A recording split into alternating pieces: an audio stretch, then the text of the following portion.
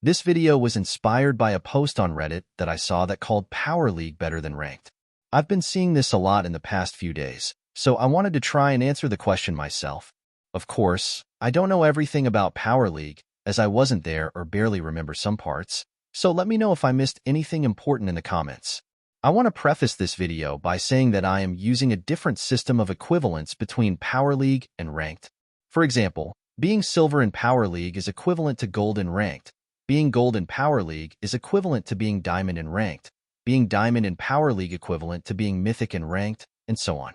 I am using this system for reasons that will be illustrated later on this video, but for now, the reason is the eye test and the popularity of Ranked. For me personally, I could barely push past Diamond in Power League, but nowadays I managed to get to Legendary quite comfortably and was even close to Masters. Many other people I know were much lower in Power League than they were in Ranked. Furthermore, when it was still there, Power League was a niche game mode to hone your skills in a competitive environment. Nowadays, Ranked is a popular game mode that is more casual and quick.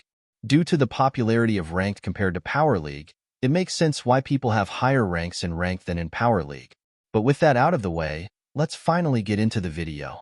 First off, I want to talk about competitiveness. Both of these game modes were designed to be a competitive alternative to the regular trophy game modes. However, these two game modes don't have the same amount of competitiveness.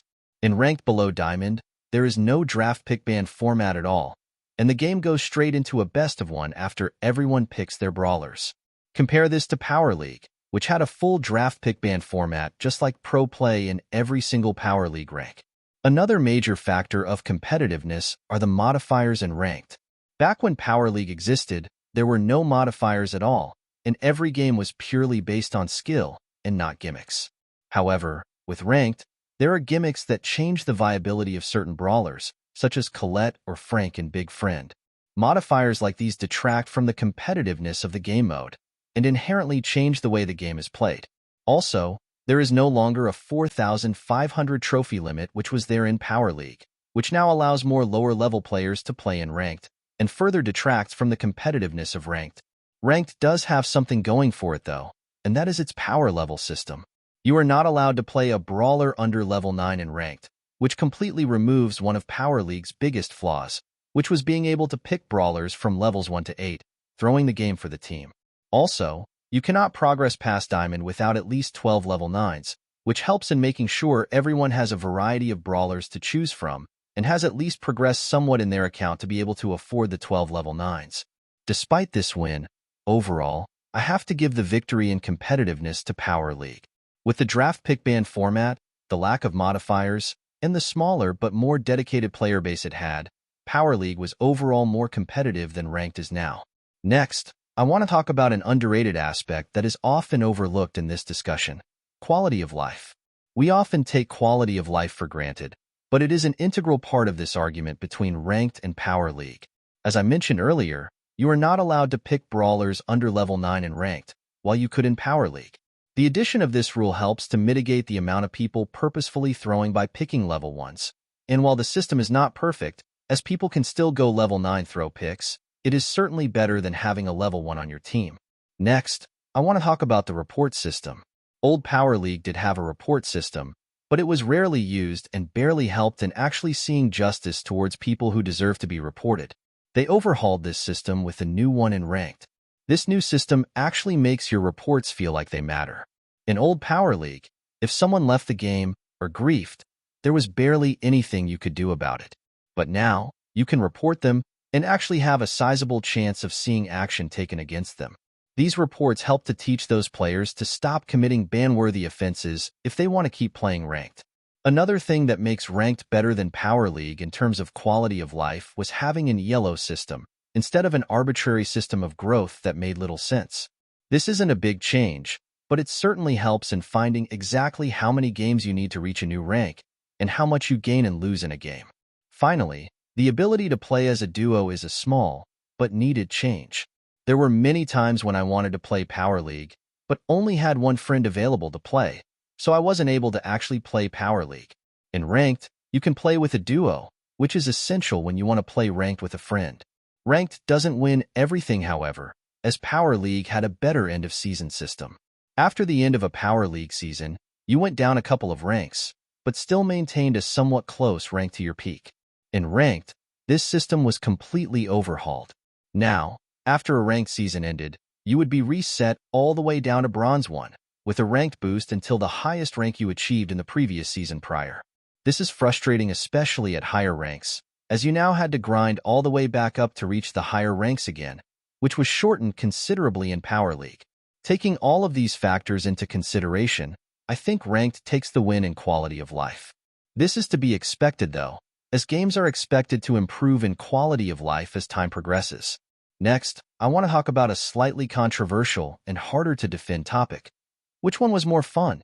This is hard to define, as some people might derive more fun from high-intensity Power League games, while others might enjoy casual ranked games more. However, most of Brawl's player base are casual players, so I am going to assume that people have more fun with casual gameplay. First of all, while the modifiers in Ranked lead to less competitive gameplay, it leads to more interesting, innovative scenarios and gameplay, leading to a more fun experience compared to the same old classic gameplay of Power League. However, I realize that modifiers are a highly divisive topic for people, and many people hate it, detracting from their fun rather than adding to it.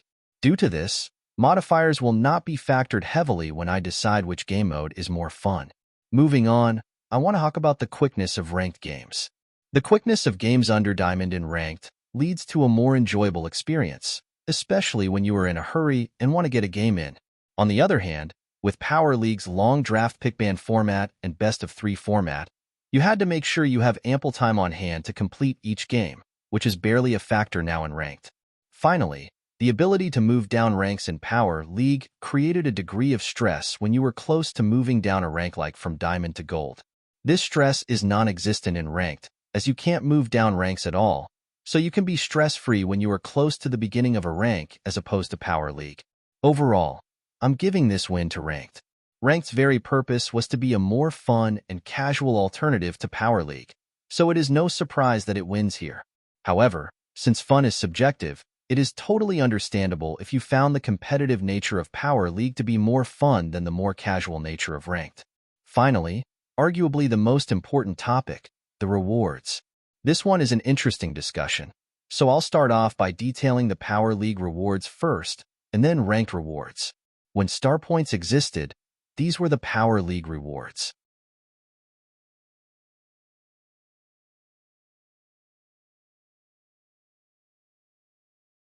Back then, star points were used in two ways: progression and cosmetics. In terms of cosmetics, you could spend your star points on skins with varying prices. If you got Masters in a season, you could afford to get Gold Mecha Crow or Bow. If you got Legendary 1, you could purchase someone like Wasp Bow or Wizard Byron. If you got Diamond 2, you could actually purchase a Legendary skin in Light Mecha Bow or Night Mecha Crow, which was an absolute steal. With Silver 1, you could purchase someone like Linebacker Bull, and with Bronze 1 you could purchase someone like Iris Terra. If you didn't want to buy a skin, then you could alternatively spend your star points on boxes.